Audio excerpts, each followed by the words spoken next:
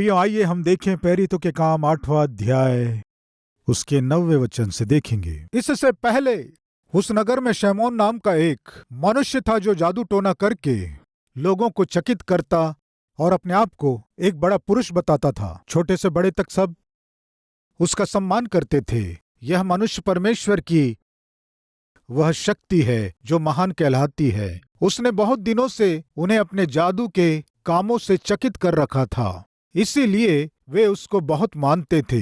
परंतु जब उन्होंने फिलिप्पुस का विश्वास किया जो परमेश्वर के राज्य और यीशु के नाम का सुसमाचार सुनाता था, तो लोग, क्या पुरुष क्या स्त्री, बपतिस्मा लेने लगे। तब शैमोन ने स्वयं भी विश्वास किया और बपतिस्मा लेकर फिलिप्पुस के साथ रहने लगा। वह चिन्ह और बड़े बड़े सामर्थ के काम होते देखकर चकित होता था। प्रियो, शैमोन जो एक जादूगर था, लोगों को धोखा देते हुए भी उसके पास जो लोग आ रहे हैं उससे भी बढ़कर फिलिप्पुस के पास लोग आ रहे हैं। इसका कारण क्या है सोचकर वो भी जब देखने के लिए गया। जब फिलिप्पुस के समाचार को लोग सुन रहे थे, इसने भी सुना। सुसमाचार सुनकर लोग विश्वास किए और सत्य को जान गए, यीशु मसीह को उद्धारकर्ता ग्रहण किए। और इतना ही नहीं, वे लोग बपतिस्मा भी लेने लगे। प्रियो, जो लोग शैमोन के पास आते थे, अब शैमोन के पास ना जाकर फिलिप्पुस के पास जब जाने लगे, तब इसे भी लगा कि अकेले रहकर मैं भी क्या करूंगा। वह भी जाकर सुसमाचार सुना। प्रियो, बाइबल बताती है वो विश्वास किया और बपतिस्मा लिया। सुसमाचार पर विश्वास किया, यीशु पर विश्वास किया, प्रियो, बपतिस्मा भी ले लिया। अद्भुत है ना।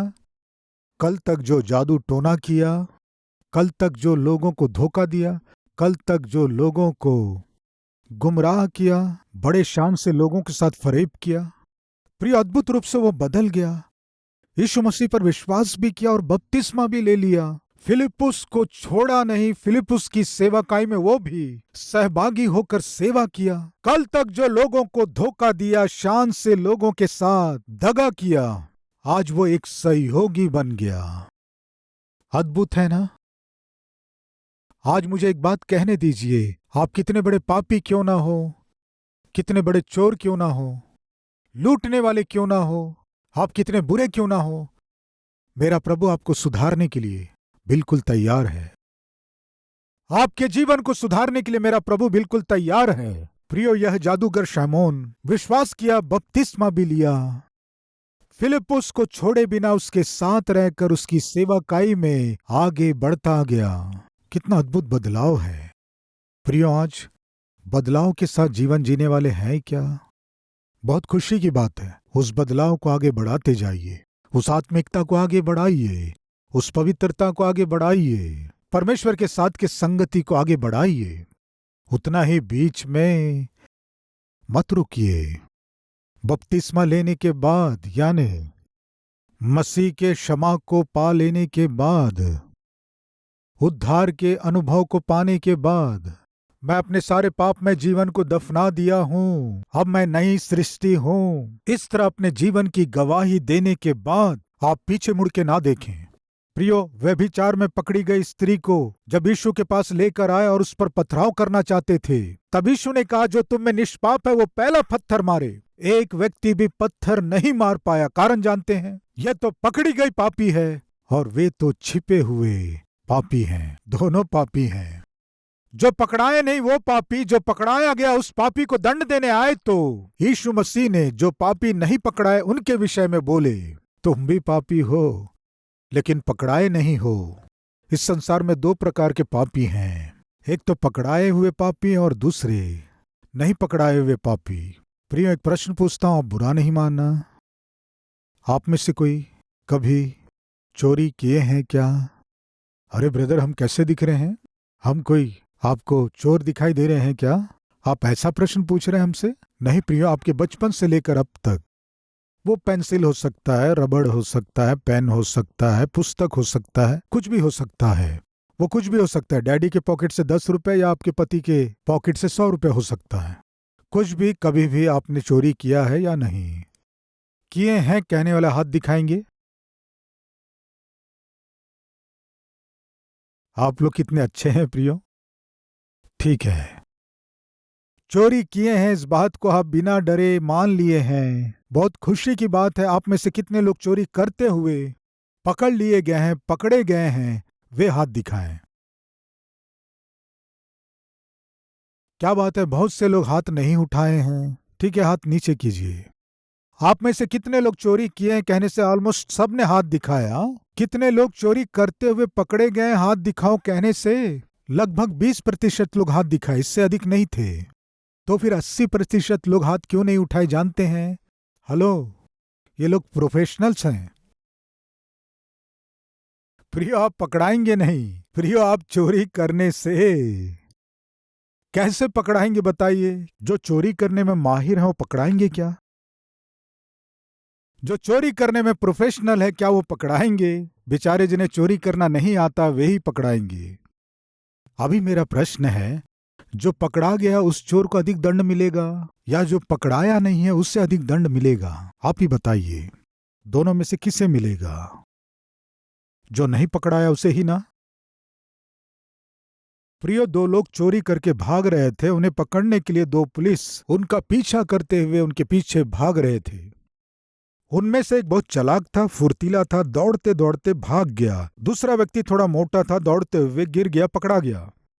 एक चोर तो तुरंत पकड़ा गया, लेकिन दूसरा चोर बिना पकड़ाए वो भाग रहा था। दाईं ओर भागा, फिर बाईं ओर भागा और आगे भागता गया, और ये पुलिस वाला उसका पीछा कर रहा था, पकड़ाया नहीं। उस पुलिस वाले को बहुत परेशान किया, उसे बहुत तंग किया।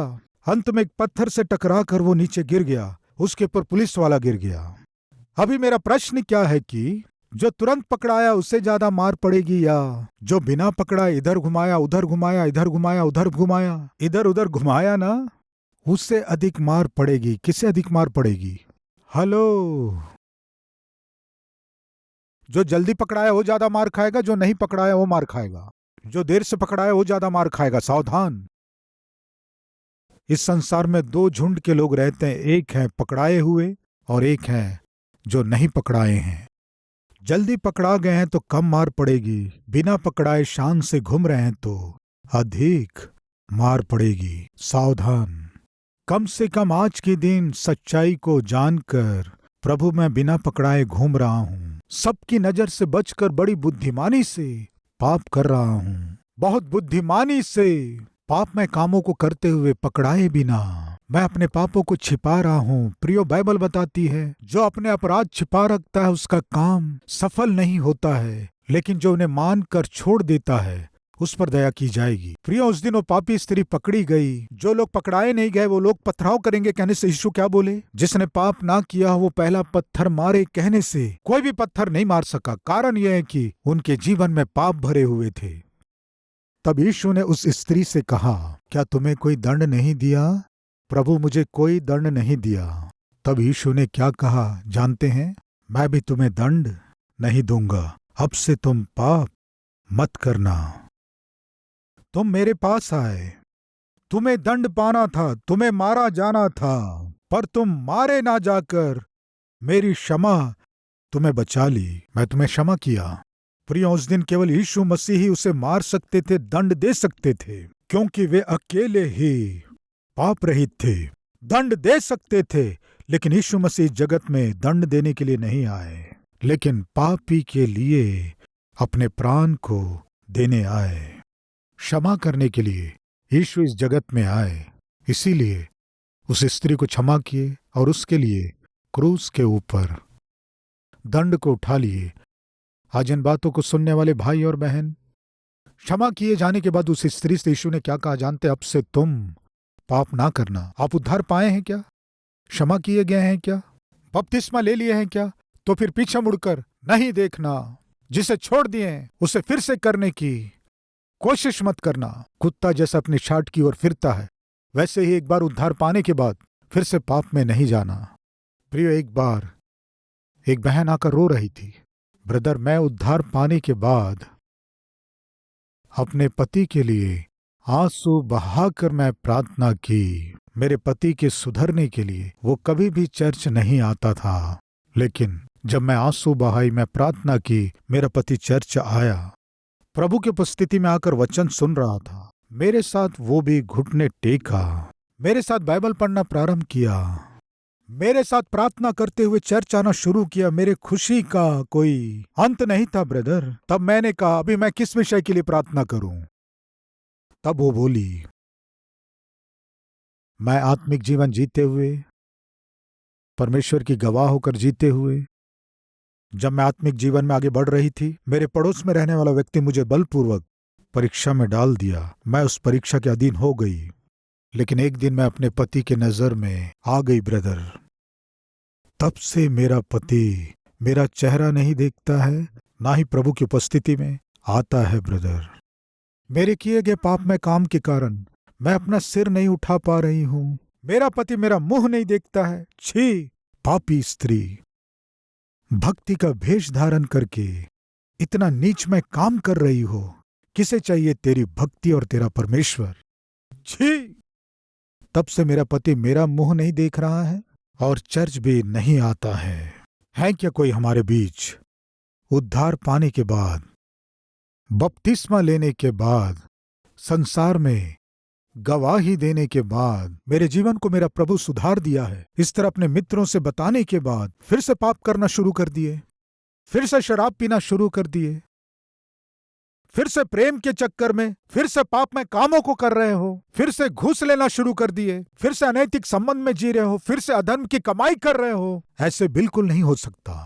प्रिय, एक बार एक भाई आकर मुझसे कहने लगा, ब्रदर मैं अपने गांव से हैदराबाद आया हूं, मेरे बहुत से मित्र हैं, वो सब शराबी हैं, मैं भी उनके साथ पीता था, लेकिन मैं हैदराबाद आने के बाद कलवरी टेम्पल में आकर अपना जीवन प्रभु को अर्पण कर दिया ब्रदर मैं अपने गांव गया और अपने सारे मित्रों को यीशु मसीह के विषय में बताना है, ये सोचकर अपने सारे मित्रों को इकट्ठा करके मैं उनको यीशु मसीह का सुसमाचार सुनाया। सब कुछ सुनने के बाद वो बोले, अरे भाई आप बहुत अद्भुत और आनंद का सुसमाचार सुनाए हो, तुम सुधर गए हो, इस खुशी में हम सबको सेलिब्रेट करना है।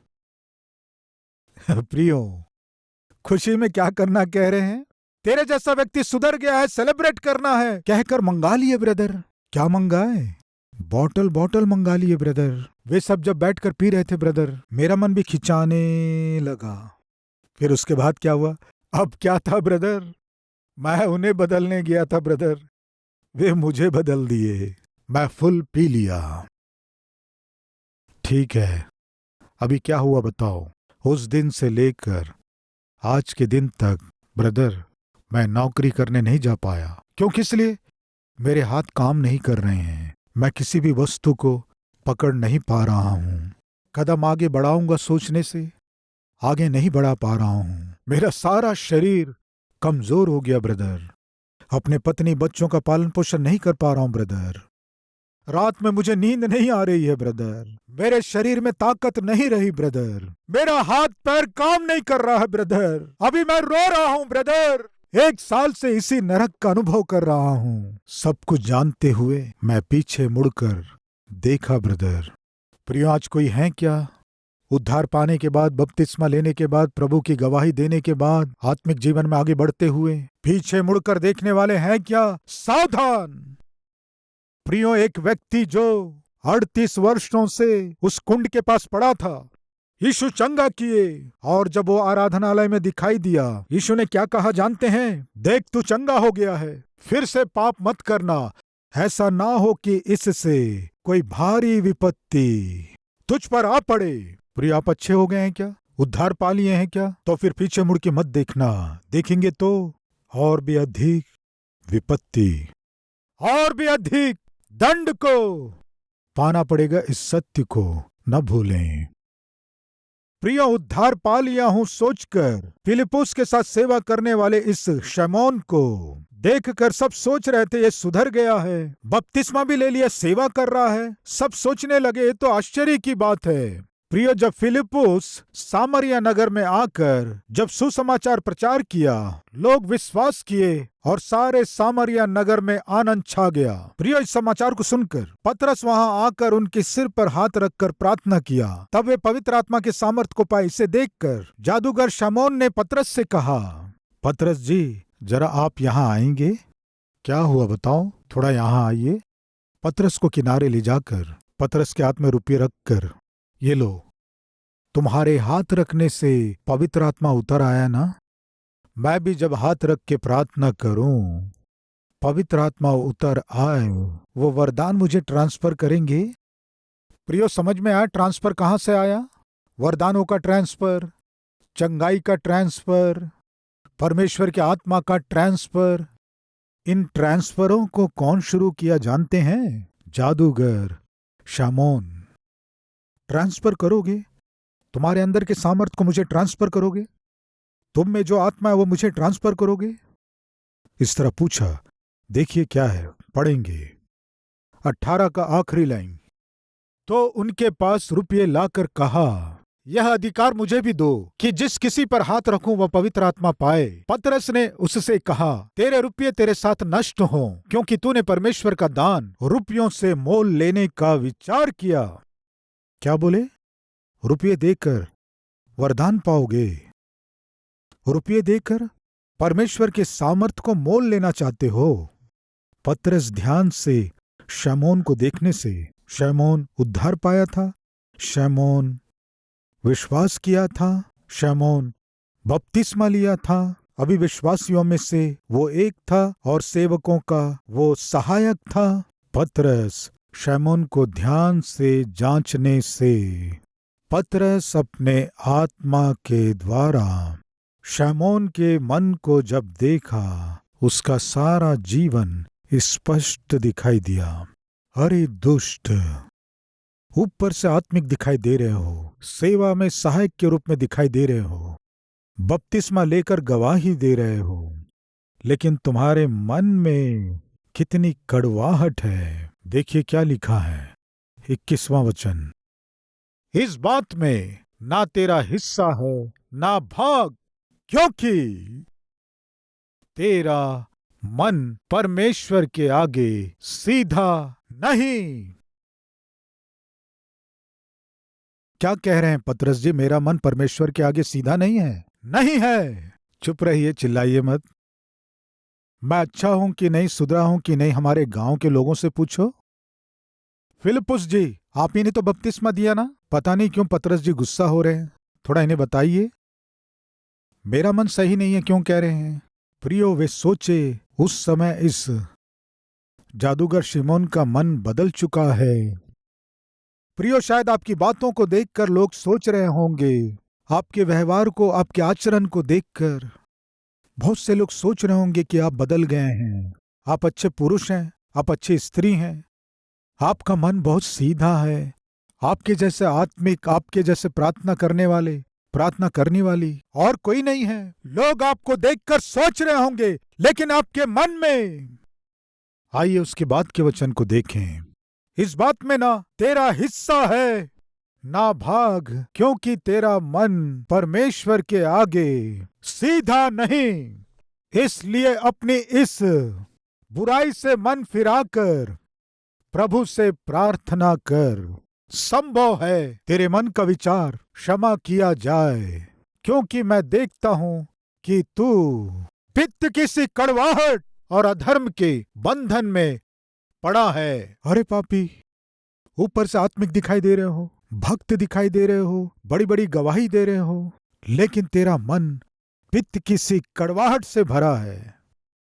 इस तरह दिखाई दे रहा है तू पाप के बंधनों में बंधा हुआ है।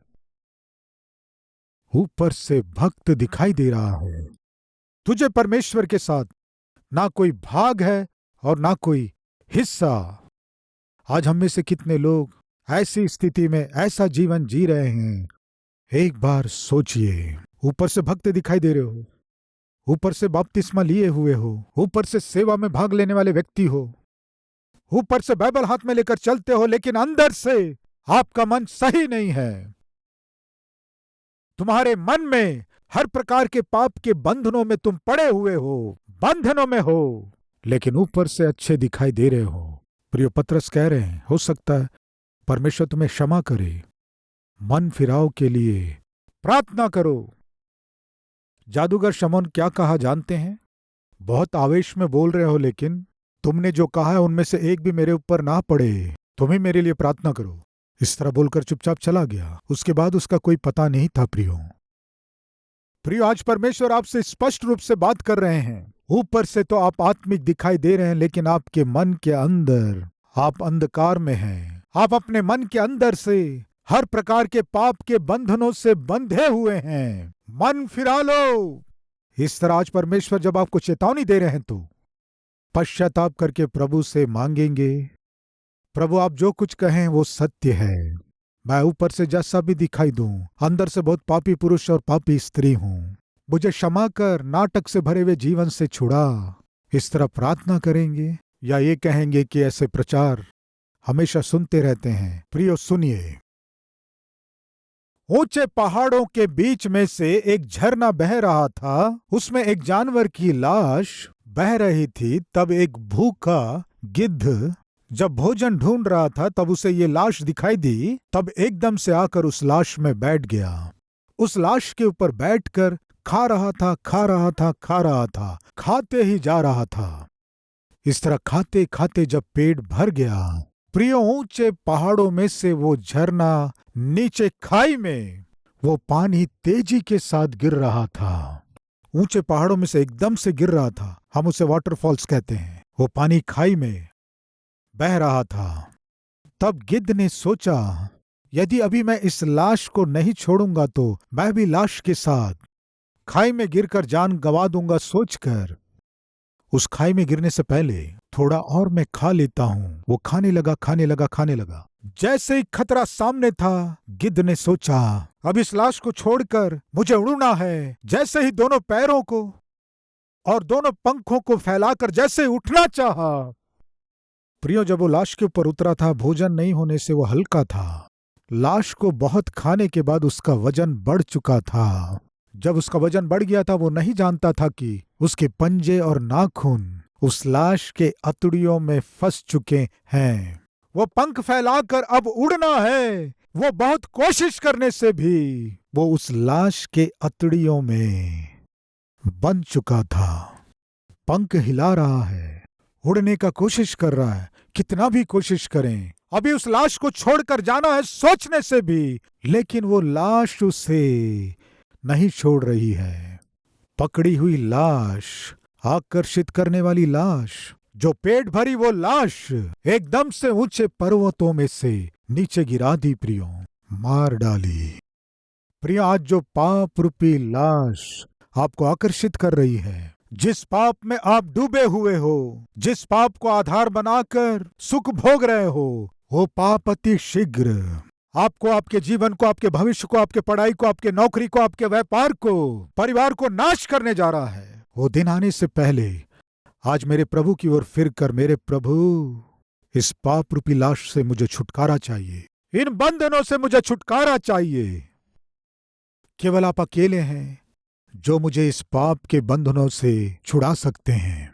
इस तरह प्रार्थना करने से मेरा प्रभु आपको छुड़ाने के लिए तैयार हैं। छुटकारा पाने के लिए आप में से कोई तैयार हैं क्या? आइए हम मिलकर प्रार्थना करें।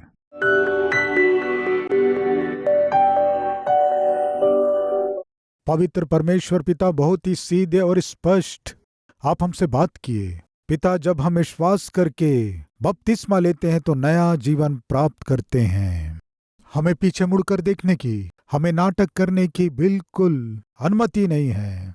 जैसे कुत्ता अपने छांट की ओर फिरता है, वैसे ही हमें अपने छोड़े हुए पापों की ओर नहीं फिरना है। फिर से शुरू नहीं करना है। शुरू करने से इज्जत नहीं रहेगी।